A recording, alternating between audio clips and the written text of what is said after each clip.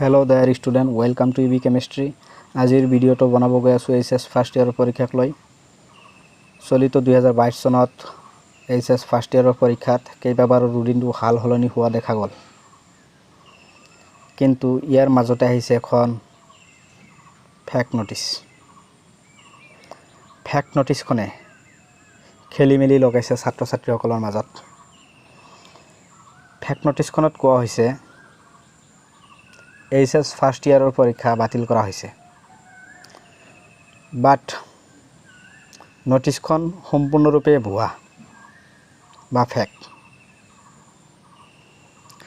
Official নোটিফিকেশ্যনত এনেকুৱা কোনো notice প্ৰকাশ হোৱা নাই। নোটিফিকেশ্যনবোৰ একফালৰ পৰা চাই ল'ব পাৰে আপোনালোকে।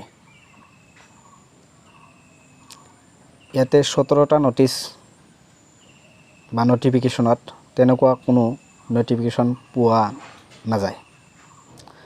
যোৱা 17 তাৰিখত নোটিফিকেশ্যন নম্বৰ 26 প্ৰকাশ পাইছে। নোটিফিকেশ্যনত কোৱা হৈছে এই নোটিফিকেশ্যনখনত কোৱা হৈছে 17 তাৰিখৰ পৰা 21 তাৰিখলৈকে হ'বলগীয়া পৰীক্ষা বাতিল কৰা হৈছে। কিন্তু তাৰ পিছত কোনো ধৰণৰ নোটিফিকেশ্যন এতিয়াও প্ৰকাশ হোৱা নাই। কিন্তু ছাত্ৰ-ছাত্ৰীসকলৰ মনত এনেকৈ ৰুটিন বাৰে বাৰে চেঞ্জ হোৱাৰ ফলত মনোবলতা বা পঢ়া শুনাৰ প্ৰতি থকা মনোযোগ ভাঙি গৈছে। গতিকে পৰীক্ষাটো মোৰ হিচাপে কেঞ্চেল কৰিব লাগে। দেখা পৰীক্ষা এতিয়াও কেঞ্চেল কৰা নাই। ইয়াতে তোমালোকৰ নেক্সট ৰুটিন মতে পৰীক্ষা চলি থাকিব। অৰ্থাৎ নেক্সট পৰীক্ষা হ'ব গৈ আছে 27 মে'ত, তাৰপিছত 28 মে'ত হ'ব, 30 মে'ত, 31 মে', তাৰপিছত 1 জুনত অনুষ্ঠিত হ'ব ফিজিক্স, একাউণ্টেঞ্চি, পলিটিকেল ছায়েন্সৰ পৰীক্ষা। তাৰপিছত যিবিলাক পৰীক্ষা বাতিল কৰা হৈছে সেই পৰীক্ষাবিলাক অনুষ্ঠিত হ'ব।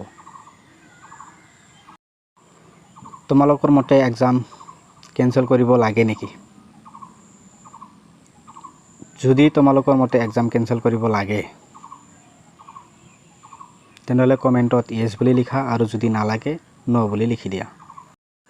আনহাতে ইয়াৰ মাজতে ভাইৰেল হৈছে আন এটা ভিডিঅ'। চাই লওঁ আহা কেনেকুৱা ভিডিঅ' ভাইৰেল হৈছে। উচ্চতৰ মাধ্যমিক পৰীক্ষা কোনো কাৰণতেই পুনৰ অনুষ্ঠিত নহয়। স্পষ্টভাৱে কৈছোঁ, I am as the chairman of the council, মই পৰীক্ষা পতাৰ পক্ষে নহয়। আৰু অসমৰ ছাত্ৰ ছাত্ৰীয়ে ধৰি ল'ব পাৰে যে দয়ানন্দ বৰগোহাঁই প্ৰিন্সিপাল চেয়াৰমেন হৈ থাকোঁতে নতুনকৈ পৰীক্ষা পাতি নেপাতে। মোক খেদি ল'ব লাগিব, তাৰপিছত পৰীক্ষা পাতিম। নিজৰ স্থিৰ সিদ্ধান্ত এইদৰে ব্যক্ত কৰিলে উচ্চতৰ মাধ্যমিক শিক্ষা সংসদৰ অধ্যক্ষ ডক্টৰ দয়ানন্দ বৰগোহাঁই। কিন্তু এই ভিডিঅ'খন আগৰ বছৰৰ, ইয়াতে একো ক'বলগীয়া নাই।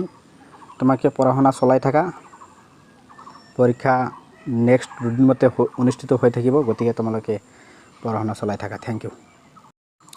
ভিডিঅ'টো যিমান পাৰা শ্বেয়াৰ কৰা আৰু পৰীক্ষা কেঞ্চেল কৰিব লাগিলে কমেণ্টত ইয়েছ বুলি লিখিবা আৰু কেঞ্চেল কৰিব নালাগিলে ন' বুলি লিখি দিবা। Thank you. আজিৰ কাৰণে ইমানেই।